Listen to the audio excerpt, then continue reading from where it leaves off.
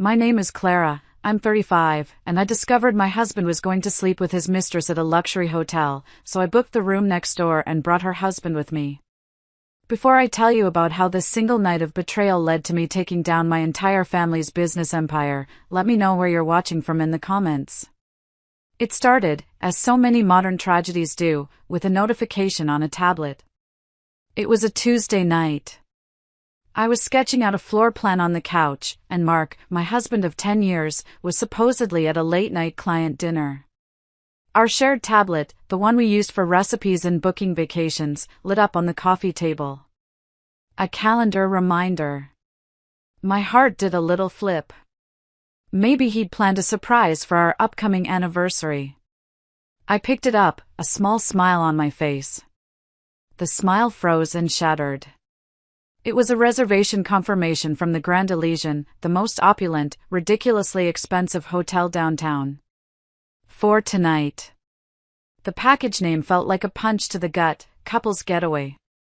I scanned the details, my blood running cold. Dinner reservation for 2 at their Michelin-starred restaurant.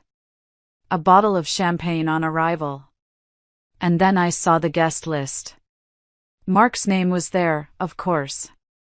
And next to it, the name of the second guest, Isabella. Isabella. His junior colleague. The bubbly, overly friendly woman who had been to our home for dinner 3 times. The one who had complimented my cooking and told me how lucky I was to have a man like Mark. The first wave was shock, a physical jolt that left me breathless. But the tears I expected never came. Instead, a strange, cold calm washed over me. It was like a circuit breaker had flipped in my soul.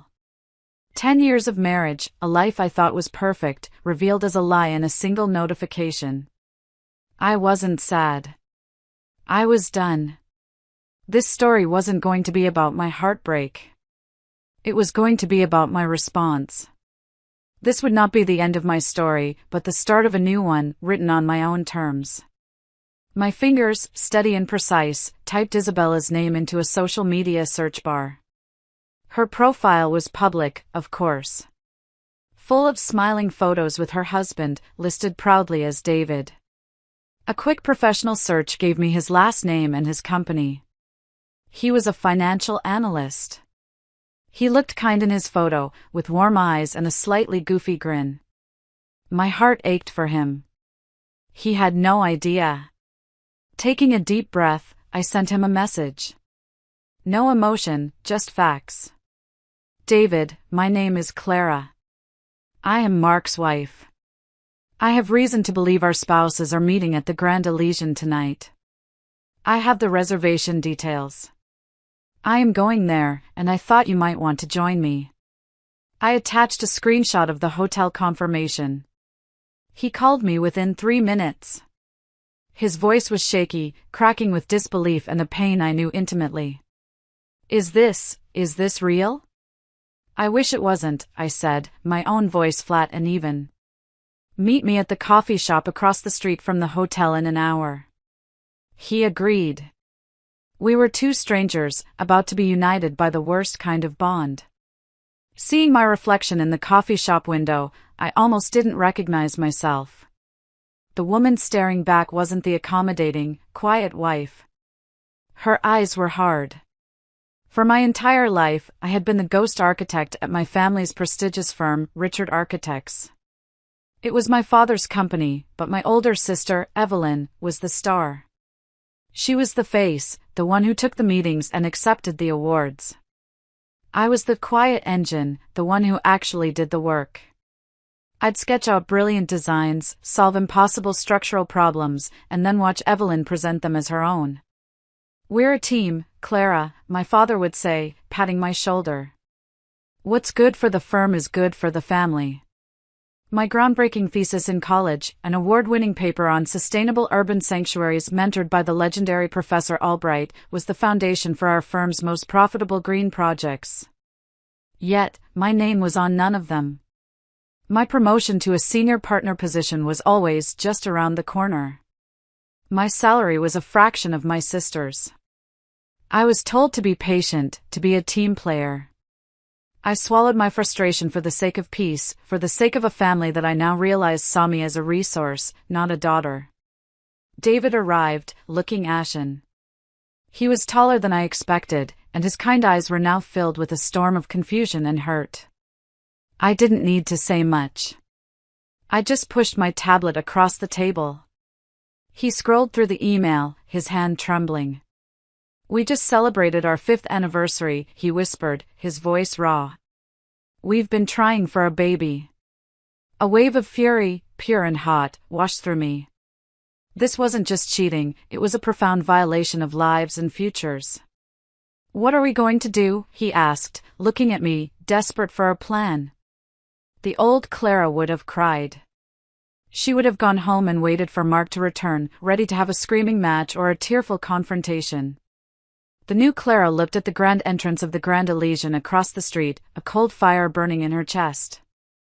"I'm not going to be a victim waiting at home," I said, my voice low and steady. I pulled out my phone. "I'm going to be a guest." David watched, confused, as I dialed the hotel. "Hi," I said to the concierge, my voice sweet as honey. "I'd like to book a room for tonight. As close as possible to the reservation under the name Mark Evans. In fact, if the adjoining room is available, I'll take it." There was a pause on the other end, then a flurry of typing. "Yes, ma'am. The adjoining suite is available." "Perfect," I said. "I'll be there in 20 minutes.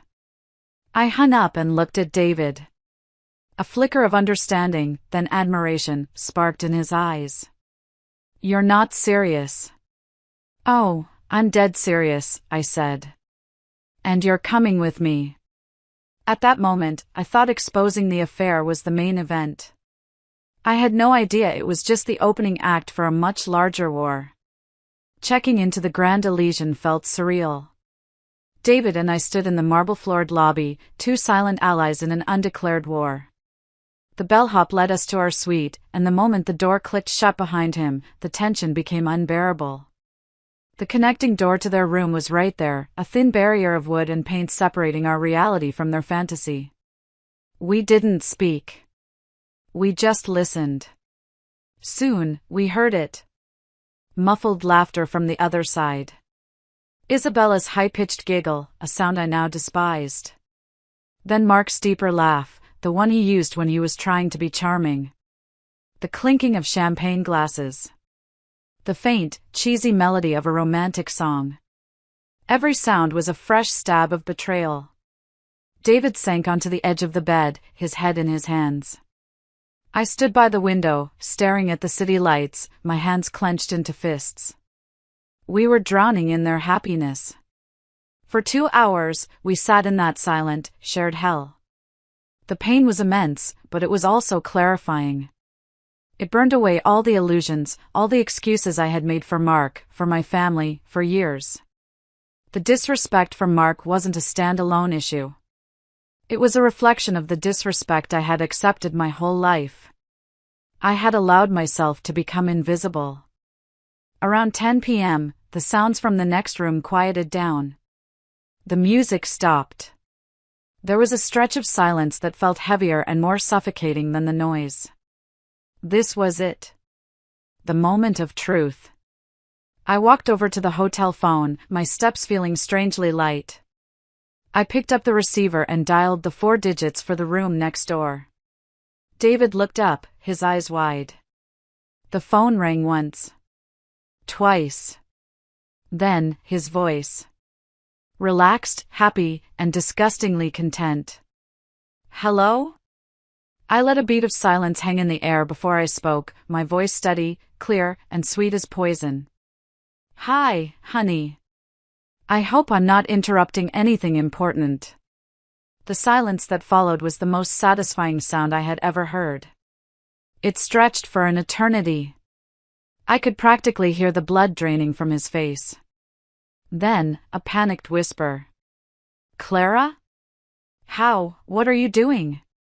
"Oh, I'm just next door," I said, a smile in my voice. "And I'm not alone. David, Isabella's husband, is here with me." We were just chatting about our spouses' workloads and thought, maybe we could all have a little chat together. The chaos that erupted on the other side of the door was exactly what I had orchestrated. There were frantic scrambling sounds, hushed, angry arguments. "You told me she was out of town," I heard Isabella shriek. "How could you be so stupid?" Mark hissed back. It was music to my ears. David and I shared a look. The pain was still there, but now it was mixed with something else, power. After 5 minutes, we walked to the adjoining door and knocked. It was a firm, solid knock that echoed in the hallway. The door creaked open. Mark stood there, his face a mess of sweat and panic, wearing only a hotel bathrobe. His eyes darted from my calm face to David's stoic expression. He looked behind him, at Isabella, who was trying to hide behind the king-sized bed, clutching a sheet to her chest. The look of utter shock and humiliation on their faces was a masterpiece of emotional devastation. Mark started to stammer, "Clara, this isn't what it looks like." I almost laughed. "Mark, it is exactly what it looks like. You, your mistress, her husband, and your wife, all in the same luxury hotel. It's almost poetic." He tried to pull me aside, to whisper, to beg. "We can talk about this at home. Please. Let's not make a scene." I looked him dead in the eye. The man I had loved, the man I had built a life with, was a stranger. A weak, pathetic stranger. "There is no home for us to talk in anymore, Mark," I said, my voice cutting through his panic. "And you need to understand something. This," I gestured to the room, to Isabella, to the whole sordid mess, "this is just a symptom. Now, I'm going to go cure the disease." He had no idea what I meant. But he would. They all would. I turned and walked away, leaving him standing in the doorway of his ruined evening, the first casualty in a war he didn't even know had begun. The next day, I packed a bag and left the house we had shared. I didn't take much. Just my clothes, my laptop, and my pride. I called a lawyer to start the divorce proceedings. Then, I made the phone call I was dreading. I called my parents. I expected comfort. I expected outrage on my behalf. What I got was a cold dose of family politics. "You did what?" my father, Richard, barked into the phone after I explained the hotel incident. "You made a public scene? Clara, have you lost your mind? Think of the family's reputation." My mother, Eleanor, got on the extension. "Honey, men make mistakes," she said in her placating tone. "Mark is a good man. You can't just throw away 10 years of marriage over one indiscretion. You need to think about keeping the family together." I was floored. They weren't concerned about my pain. They were concerned about appearances. My sister Evelyn's upcoming wedding, the firm's annual charity gala, the pristine image of the perfect Richard family. My personal implosion was just an inconvenience to them. That was when the final piece of the puzzle clicked into place. My husband's betrayal wasn't the disease. My family was. Their dismissal of my pain was the same dismissal they had shown my talent for years. I ended the call, my hands shaking not with sadness, but with rage. I moved into a soulless temporary apartment, surrounded by cardboard boxes that held the fragments of my former life. I felt utterly alone, adrift in a sea of betrayal. For a day, I let myself fall apart. I sat on the floor and stared at the wall, feeling the full weight of being a ghost in my own life. Then, I saw it. Tucked inside a box of old college memorabilia was my thesis. Sustainable Urban Sanctuaries. Bound in dark blue leather, with my name embossed in gold. It had won the university's highest award for architecture. I picked it up, the weight of it familiar in my hands. This was me. This was my work, my mind, my soul. Untouched and uncredited by anyone else. That night, fueled by coffee and a burning need to reclaim myself, I started digging. I saw an article online announcing a massive new project downtown, the Harrison Tower. The Harrison Corporation was looking for a landmark design, something iconic, with a heavy emphasis on forward-thinking sustainable design. It was as if they had written the brief from my thesis. A name jumped out at me, CEO, Mr. Harrison. I did some more research. My blood buzzed. Mr. Harrison was on the advisory board for the architectural school at my alma mater. I found a photo of him from a few years back, giving the keynote speech at the retirement dinner for my mentor, Professor Albright. It wasn't luck. It wasn't a coincidence. It was an opportunity. A door had opened. My family, I knew, would be all over this project. And I knew exactly which designs they would use. My designs. The old Clara would have let them. The new Clara picked up the phone and started making a plan. I knew my family's playbook because I had written it. They would take my most innovative, eco-conscious designs from my old sketchbooks, the ones they'd dismissed as too academic years ago, and present them as their own fresh ideas for the Harrison Tower. They were banking on me being too broken by my divorce to fight back. They underestimated me. That was their first mistake. Instead of trying to stop them, I prepared for battle. I spent a week locked in my apartment, refining my original thesis designs, updating them with new technology and materials, creating a presentation that was not just a collection of drawings, but the story of a philosophy. It was the culmination of my entire professional life. Then I made my move. It was the boldest thing I had ever done. I found the direct email from Mr. Harrison's executive assistant. I composed a message that was professional, concise, and impossible to ignore. I introduced myself as an independent architect and a former student of Professor Albright. I mentioned my award-winning thesis on the very topic his project brief emphasized. I didn't mention my family or their firm. I simply stated that I had an alternative proposal that I believed aligned perfectly with his vision and respectfully requested 5 minutes of his time at the end of the primary presentations. I attached my thesis abstract and a letter of recommendation from the dean of the architectural school. I didn't expect a reply. But 24 hours later, I got one. A single line from his assistant, Mr. Harrison has cleared 5 minutes for you. Be prepared. The day of the presentation, I walked into the Harrison Corporation's boardroom and sat in the back, an anonymous face in a sea of suits. My heart was pounding a rhythm against my ribs that was part terror, part exhilaration. My father and Evelyn were at the front, oozing confidence. They didn't even see me. To them, I was invisible. Evelyn started the presentation. And there they were. My designs. Rendered in glorious 3D, beautiful and vibrant on the massive screen. She spoke about them with a slick, practiced polish, but her words were hollow. She described the what, but she had no idea of the why. She called my integrated rainwater collection system a cost-saving feature instead of a core part of the building's symbiotic relationship with its environment. She moved to the grand finale. And our most revolutionary innovation, she announced, is a cross-ventilation system that creates natural cooling, drastically reducing the building's energy footprint. She finished to polite applause. Mr. Harrison, at the head of the table, looked thoughtful, but not impressed. He was about to speak when I stood up. Mr. Harrison, I said, my voice clear and steady, cutting through the murmurs. Every head in the room turned to me. My father and sister stared, their faces a mask of pure shock.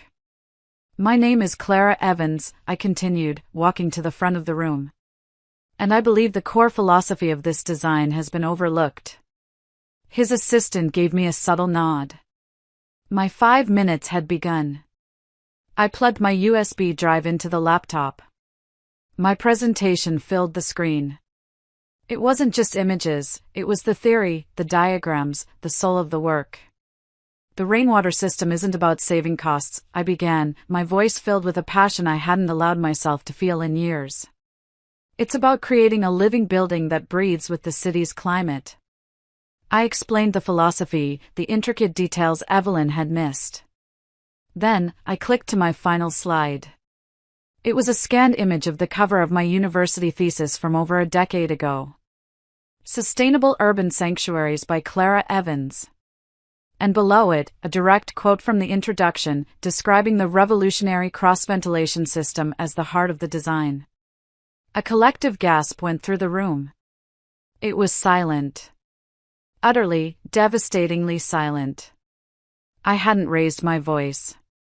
I hadn't accused anyone. I had simply presented the truth. The evidence was undeniable. I looked at my family. My father's face was pale, his confident smirk gone, replaced by a ghastly, slack-jawed horror. Evelyn was staring at me, her eyes wide with a mixture of hatred and panic. They had been exposed in the most public, professional way imaginable. Mr. Harrison stood up. He didn't look at them. He looked at me, a slow smile spreading across his face. "Ms. Evans," he said, his voice booming in the silent room. That was the presentation I was waiting for. He hadn't rescued me. I had rescued myself. And in doing so, I had just signed the death warrant for my family's legacy of lies. The meeting ended. The board members filed out, some casting disgusted looks at my father and Evelyn, others giving me nods of respect. My family cornered me in the hallway, their faces twisted with fury. "How could you?" my father hissed, his voice low and venomous. "How could you do this to your own family? After everything we've given you? Given me?" I replied, my voice dangerously calm. The fear was gone, replaced by a hard, clear certainty. "You gave me nothing. You took from me. You took my work, my voice, my confidence." I turned to Evelyn, who was sputtering, trying to form a defense. "You built your entire career on my back. Your fancy title, your high salary, your reputation, it was all mine. This will ruin us," my mother cried, appearing at my father's side. "The inheritance, the firm." I cut her off. "There is no us anymore. For years, you took my work and put your name on it. From now on, the only name on my work is mine. And the only name on my front door is mine." I took a step back, creating a physical distance that mirrored the emotional one. "We have nothing more to discuss. I suggest you find a good lawyer." I turned and walked away, not looking back. I could feel their eyes burning into me, but their heat couldn't touch me anymore. I was walking out of the shadows and into the light, and the feeling was breathtaking. The divorce from Mark was just paperwork. This was my declaration of independence. A year can change everything. I'm standing in my own office now. It's minimalist and bright, with a huge window overlooking the city. On the glass door, in clean, silver letters, it says Evans Design Studio. The Harrison Tower, now officially named the Evans Tower at Harrison Place, is under construction, a massive skeleton of steel and potential rising into the skyline. It's my project. My name. My legacy. My phone buzzes. It's a news alert. Richard Architects files for bankruptcy amid scandal. Apparently, after losing the Harrison contract and their reputation, key clients and talent left in droves. Their empire, built on my silent labor, had crumbled to dust. I don't feel joy, not exactly. Just a quiet, profound sense of justice. A balance restored. The door to my office opens and David walks in, holding 2 cups of coffee.